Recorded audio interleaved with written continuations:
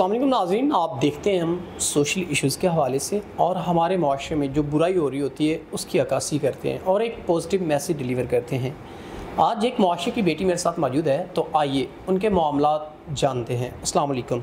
जी वालेकुम अस्सलाम। अच्छा मैम, मुझे बताइएगा, हमने अक्सर सुना है हमने माशरे में और देखा भी है जी कि गरीब की बेटी को जब जहेज़ की वजह से धुतकार दिया जाता है, जो कि एक गलत है और हमारे इस्लाम में मना है जहेज़।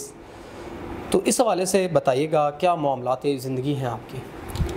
हमारे घर के हालात बहुत ख़राब थे, 2 वक्त का गुजारा करना बहुत मुश्किल था। मेरे चचा के बेटे के साथ मेरा रिश्ता हुआ था।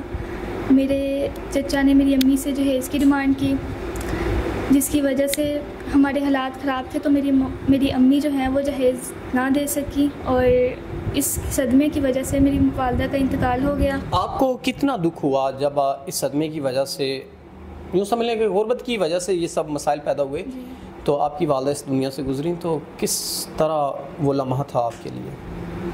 वो बहुत मुश्किल लम्हात थे मेरे लिए, बल्कि हर बेटी के लिए ये बहुत मुश्किल लम्हात होते हैं, क्योंकि एक तो गुर्बत की वजह से और जहेज़ की जैसी लानत की वजह से रिश्ता जो है ख़त्म हुआ और मेरी वालदा का इंतकाल हुआ।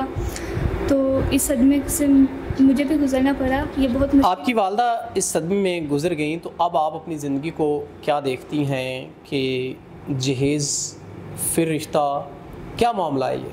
मैं बस ये कहना चाहूँगी कि जहेज़ जैसी लानत से दूर रहना चाहिए, निकाह करके अपनी बेटियों को रुखसत करना चाहिए और निकाह को प्रमोट करना चाहिए, ताकि बहन और बेटियों की इज़्ज़त बच सके। और निकाह करना चाहिए, जहेज़ जैसी लानत से दूर रहना चाहिए। नाज़रीन, निकाह करके ही इज़्ज़त दी जा सकती है। बहन ने बहुत अच्छा मैसेज डिलीवर किया और हमें भी इसकी मुकम्मल पासदारी करनी चाहिए कि हमारी जो ऐसी बहनें बेटियाँ जो इस माशरे में मौजूद हैं, जिनके पास वसाइल नहीं और उनको जहेज़ जैसी लानत की वजह से धुतकार दिया जाता है और उन पे न जाने क्या गुजरती है, हमें इस जहेज़ जैसी लानत से दूर रहना चाहिए। तो इसी के साथ अपने मेज़बान नवाब अहमद को दें इजाज़त। खुदा हाफिज़।